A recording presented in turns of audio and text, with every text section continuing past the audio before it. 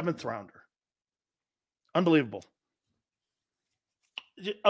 Utterly unbelievable. He's the 3rd highest paid left tackle. $24 million average for a guy who didn't know how to play football. I'm not sure I've ever seen that. Maybe Antonio Gates. Let's bring in Merrill Reese. Boy, I'll tell you. And the contract, Merrill. Here's something else which makes this guy even remarkably the best guy when it comes to putting caps together, is that they guaranteed 85% of this new contract extension at 3 years, 66 or 68 million for Jordan Mailata. Have you been shocked with how he's been developed there with Jeff Stoutland? No, he's amazing. We knew when we saw pictures of him playing rugby how amazing he was. And it took a while. I remember, I might have mentioned this to you, Dan, in an earlier conversation. During that first year, I said to Jeff Stoutland, how's Jordan Mailata doing?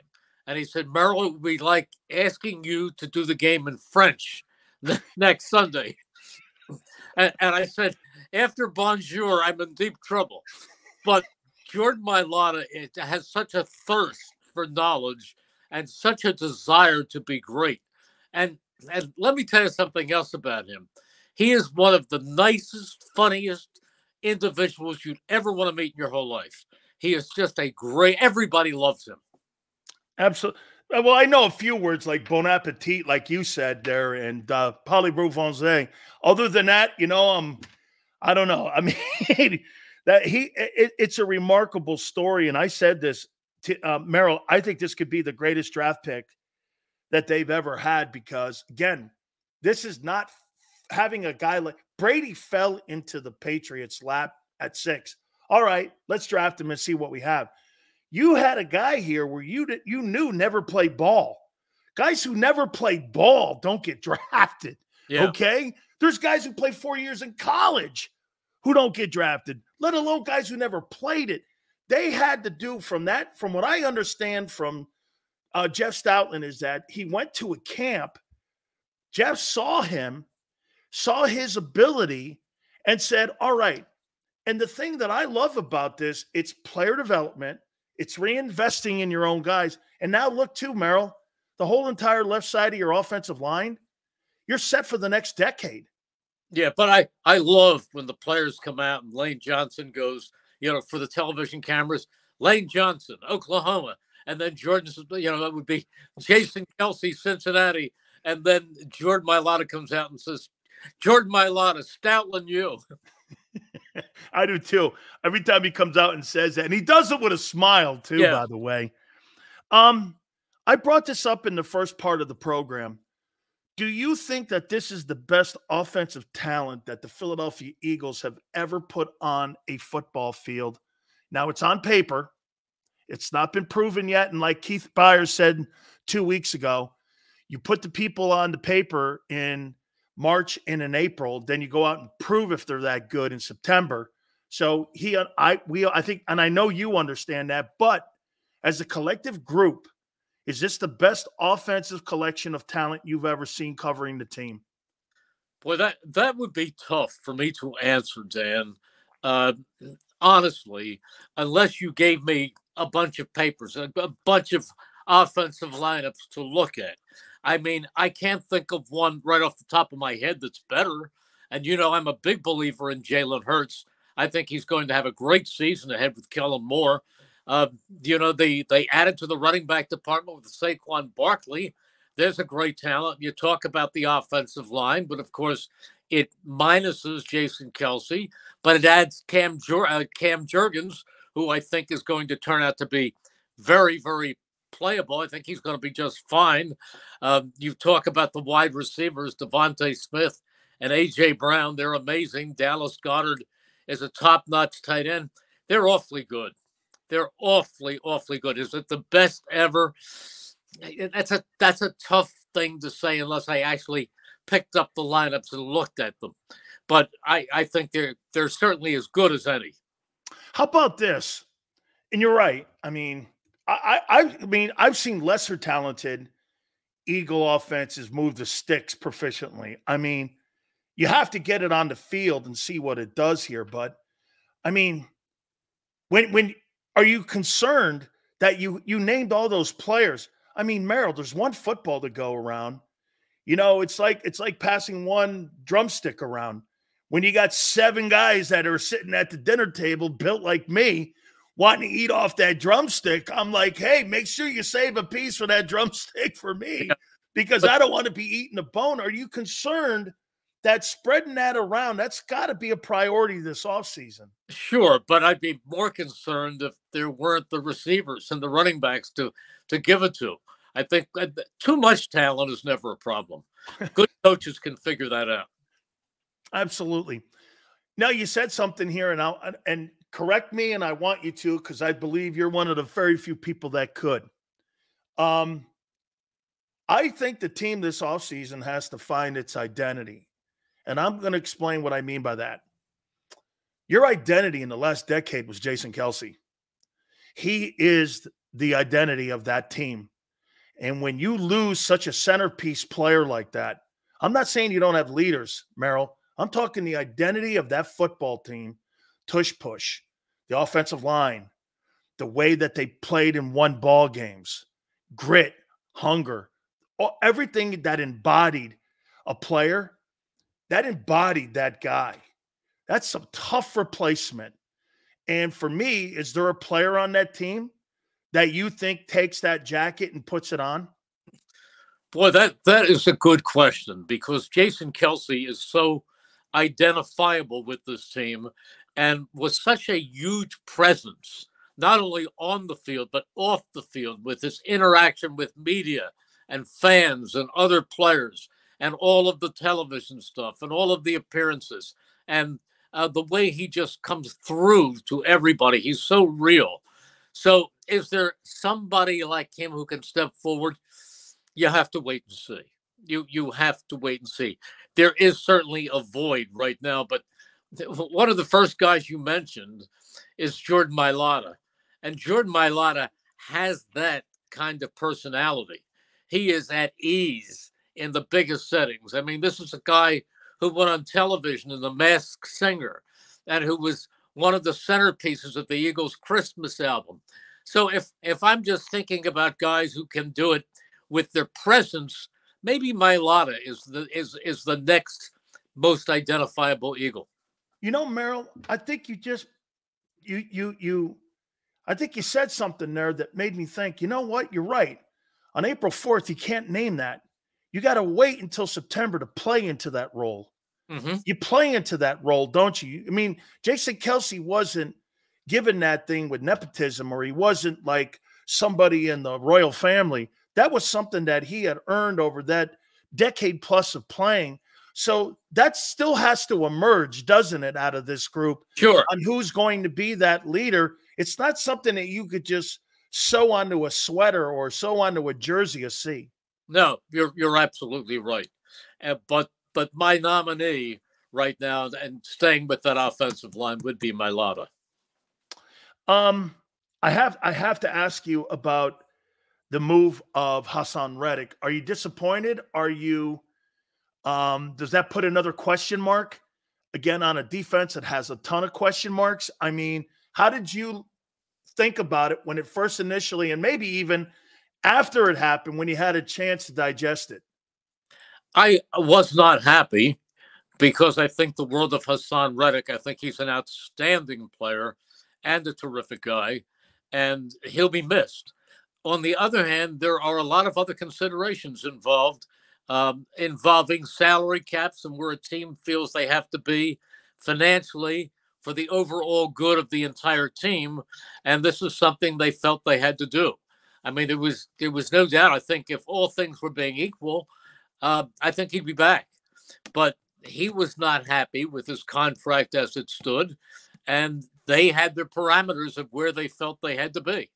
I mean, it goes deeper than just the player and just how much talent he has, because he has the talent. There's no doubt. He'll be a big plus for the Jets, and he's a great man. Merrill, I'm going to throw something at you here that, you know, I got my friends down in South Florida, And also, too, Jeff Stoutland was a Miami Hurricane. And also, Clint Hurt was also a Miami Hurricane. These guys are my friends. And I'm gonna put something out there to you about Vic Fangio and the organization pivoting. One of the things that we heard was that for Vic to get that job as defensive coordinator in Philadelphia, he had to have a lot more say. I'm not saying he's picking players. I'm saying in the prototype of player that he was looking for to play as 34. This is going to be a different defense than what you saw. Now, the fundamentals are going to be the same. They're going to have control and contain, but that was more out of a forefront last year. This year, it's going to be more out of a 34. So it means that there's going to be more emphasis on linebackers and secondary play. Okay. That being said, he knew the limitations that Hassan had when it came to playing the run and also covering linebackers. That's why they went out and signed Bryce Huff on the first day of free agency, because it's a duplicate player. What people were saying is that Hassan complained last year about being dropped in coverage, whereas Bryce Huff was more open. And between Robert Saleh and Vic working in San Francisco together, there was a conversation that, this kid's going to do whatever you need, Bryce Huff. And so to me, it just shows that Vic has been given more autonomy. And that's kind of a pivot in a way on being in control of the type and prototype player that he wants to bring into that defense. Is that a good thing or bad thing in your opinion? Well, and when you're talking about somebody with the experience, with the wealth of knowledge of a Vic Fangio, I think he's got to have his say. If you want to get the most out of that coach, you have to let him have the kind of players that he can work with and the scheme that's worked for him in the past. And see, that's why when it now makes sense, because that deal, the trade, Merrill, you don't get any equity out of the trade until 3 drafts from now. That's not a Howie Roseman. That's not a Howie Roseman deal. That's a deal that I thought showed good faith to Vic going, this is what you want. This is what we're going to do. And again, you're putting faith in that linebacker. You're putting faith in that DC to really rectify some of the issues that they had a year ago. I'm not saying it's a bad thing. I'm saying that shows me a lot that he's been giving quite a bit of say on what's going on with that defense this year. No, I think he is, but I also think Kellen Moore is going to have a big say on the offense. I do too. I do too. Merrill, what is the one thing you think that the Eagles learned from last year's bad ending to the season? What do you think is the one thing that they learned that they'll try to correct this offseason? And there were so many things. A lot of people said there was chaos, this or what have you. What do you think they take away from what happened last year?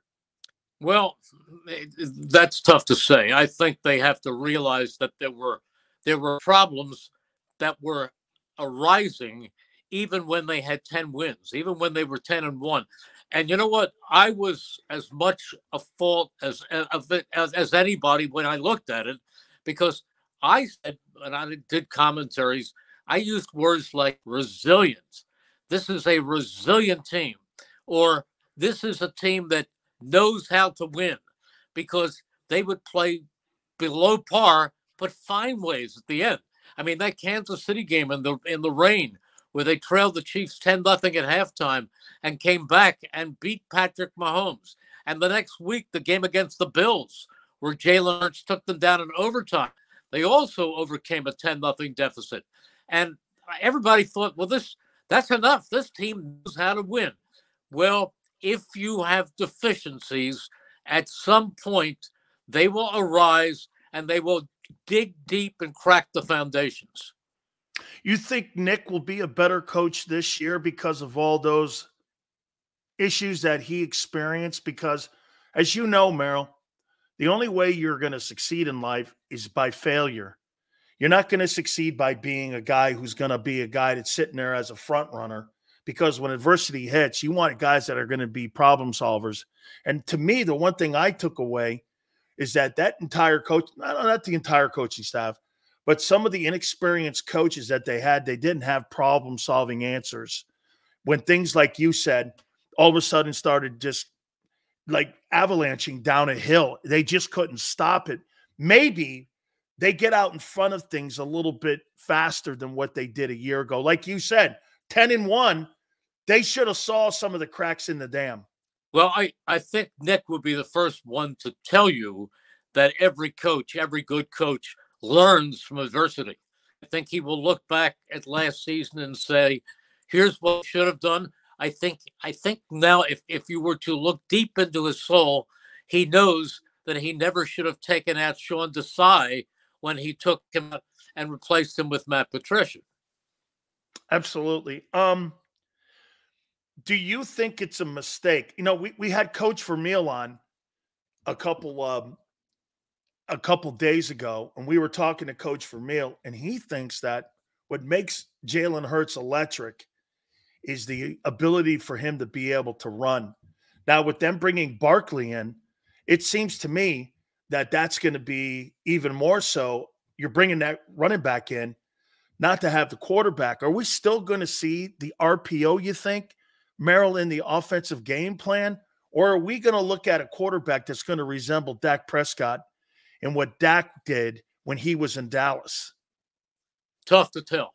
I want to see how Kellen Moore works. My feeling is Kellen Moore will do what in this case, what Jalen Hurts does best. I mean, you can look at Dak Prescott, you can look at Jalen Hurts. I think Hurts honestly has more talent. He has more speed. I think he's got a stronger arm. I think that Moore will find what he can do best with Jalen Hurts and take it from there. But you have to wait and see. Let me go off script here a little bit for you. What'd you make of Carson Wentz signing with Kansas City Chiefs and Andy Reid? Andy gives people second chances, and this time, in this case, a fifth chance. Do you think he could save him? If anybody can, Andy can. Look at that. That's a lawyer's answer, Merrill. Okay. That's a lawyer's answer. I think he can save him, but at the other end of the spectrum, he's got to be saying every night, I just hope Patrick stays healthy.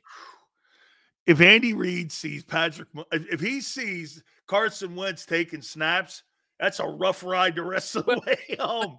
You know what? It's funny, but the fact of the matter is Carson Wentz does have talent. He sure does. He's got an arm. He's got movement. Now, the biggest problem with Carson Wentz was when he went down in that second year against the Rams, he not only had an ACL, he had a torn ACL, a torn MCL, and structural damage to the knee. And next year, he tore something in his vertebrae. And the next year, he had a really bad concussion.